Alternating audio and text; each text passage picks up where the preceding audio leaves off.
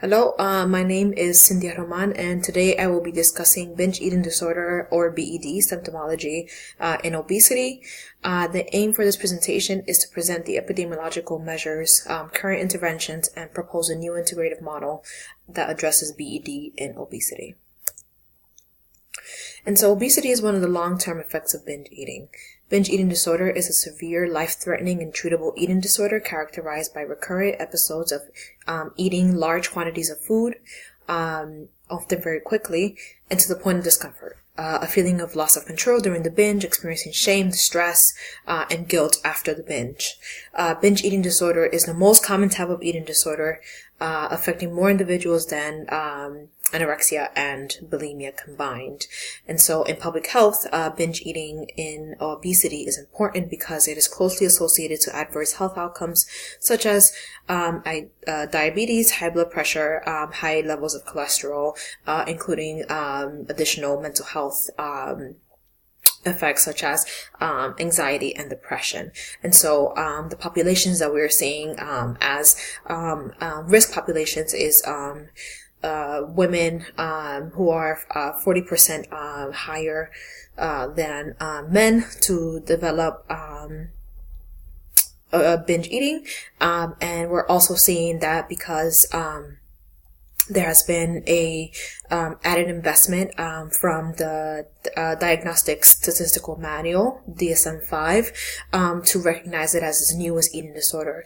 The prevalence of it has been starting to be recorded, and so we're seeing now that there are higher levels of prevalence measures being reported from binge eating and obesity. And so specifically, women over the age of 40 are at higher risk of developing BED than men. And so we want to first talk about sort of the risk factors that are associated with the etiology of obesity or binge eating in obesity. And I want to point out here that the environmental and community factors influence the psychological and individual factors. And so the pursuit of the thin ideal, and my apologies for that typo, is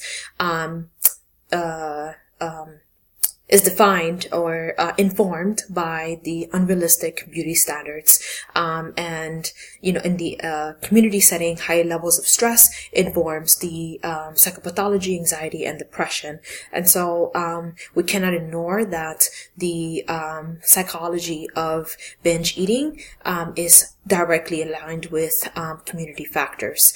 And so moving forward, looking at these risk factors, interventions should be focused on that relationship, psychological, social, and behavioral programs.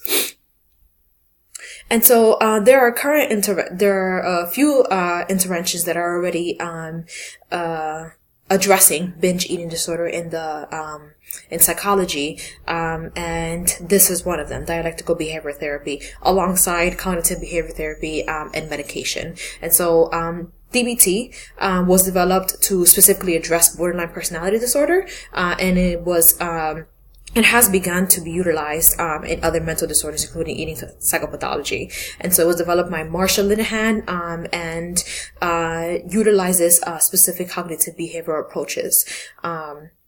And it has been very effective because it uses 4 specific modules to address, to inform and treatment, and that is mindfulness, interpersonal effectiveness, distress tolerance, and emotion regulation. And what's really exciting about DBT is that it can be very efficacious for decreasing stress levels, because it is from a framework of problem solving and really developing individual self-efficacy and emotion regulation. And so Lenz, Taylor, Fleming, and Sermon looked into sort of the the ways that DBT can be used for binge eating and obesity. And they saw that after using the dialectical behavioral protocols, that there was a reduced level in disordered eating. There was even some weight change, weight loss specifically, and the participants were able to practice mindful eating because they were able to build a tolerance to stress. And so this framework is very helpful for moving forward. And so the next one that we're going to be talking about is social cognitive model. And the social cognitive model is a strong model to connect the social psychological determinants of binge eating and obesity, because it focuses on the sense of loss of control. And so both of these studies here are specifically measuring how the SCT model helps to address self-regulation, self-efficacy specifically, and how does social support and social network really impact the framework for intervention. And so I want to point to the first study, because the framework that they developed actually helped to inform sort of the way that the models moving forward will look, or the way that my model is going to look. And so they saw significant changes in individuals meeting goals and practicing the mindful techniques. And so moving forward, we're also going to be looking at how does mindfulness help as an outcome with this specific binge eating. And so this is the model that I was just mentioning by Dallin and Brody. And as you can see, it's very complicated, and there are definitely many layers intertwined in addressing sort of the risk factors, as you can see. What I'm seeing here as a part of the I will mention it later on as a limitation, is that there aren't next steps. So what are we doing to really address some of these risk factors? And so our third theory, and there's three theories because there's an importance on the psychological and social relationship for binge eating. And so motivational interviewing was a very strong client-focused intrinsic development decision-making model that I saw in the literature as a great way to sort of move forward the intervention models. And so we're looking at really developing these participants by way of getting them at a time where they're ready to be in treatment. And so the participants, the researchers found that it helped to establish a strong ground with participants if they were at a place where they were ready to change. And so interventions were easier to tailor, especially with sort of the cognitive processing when the etiology would be tied to motivation. And so the motivation behind sort of the behavior really also helped to show promising results for changes. And so in the literature, I saw that DBT is a great model for sort of addressing some of the psychological aspects on the onset of symptoms. And so I think with regards to making sure that there is a uniform methodology behind some of our studies, that they also bring to the table studies that actually have been working, and sort of bring in the epidemiological frameworks of SCT and motivational interviewing with the psychological DBT models, and really working hand in hand. And that will also help to address this problem that I kept seeing was on not enough research being done on binge eating disorders. The emphasis, and that will be also the emphasis of my outcome, will be on mindful eating. And so mindful eating will be defined as individuals being able to make decisions about what kinds of food they should be eating, what sort of triggers they are faced with, and also food education, period. And so really getting into sort of the policies and community initiatives that can really be put into place so that individuals feel empowered to seek mindful eating strategies. And so that's part of these future studies.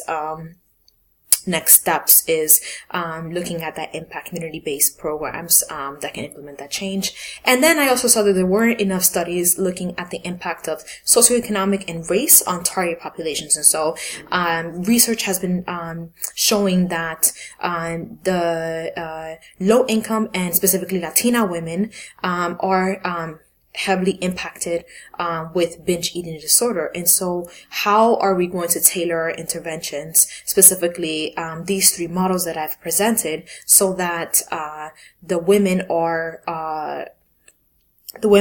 taken care of, and that the programs are actually fitting their needs. And so I'm going to just talk through my model to sort of save some time.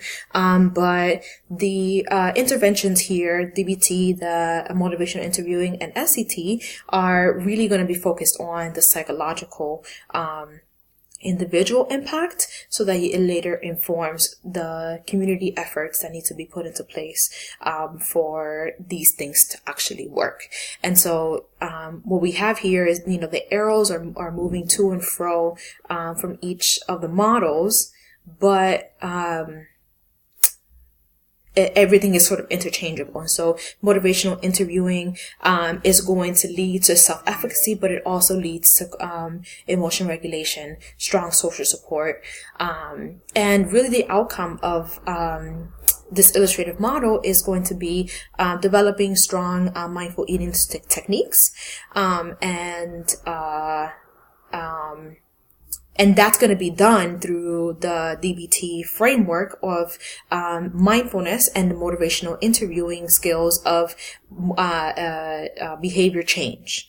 And so the other outcome that I have listed here is weight loss. And so the interventions that have been put into place pose as a limitation, because it's only based on behavioral weight loss, and behind the behavior there is this intrinsic psychological process that hasn't been tackled. And so here we're tackling the psychological and we're tackling the behavior, and so we're building strong coping skills for these individuals and strong knowledge base about food. And so I have here age as well, because age is a factor, but it may or may not affect the outcome, especially because the age can be binge eating can be impacted by age in a different way. So just to quickly wrap things up, what's really missing in the previous research is really what are the next steps. And so part of the moving forward interventions really need to focus on how do we include all of these behavior and psychological changes with community involvement. And so here I have an example of the CDC reporting on the obesity task force and releasing specific actions that can be tailored to community groups. This has been in direct partnership with mental health researchers, and it needs to continue doing that. Another thing that I think might be really useful is going to be to create policies that address food access and creating safe neighborhoods. And so this may be establishing strong relationships with some of our businesses, so that there is an incentive to provide low cost healthy foods. And I think ameliorating binge eating results in weight loss and decreases weight regain over time. And so the more that we're talking about the stressors of individuals, the more we're going to be addressing the obesity epidemic. And research really needs to demonstrate the strong prediction of the environment and the psychological sort of aspects. And so that is going to help to build strong strategies, coping strategies. And so thank you so much, and I hope that this was helpful.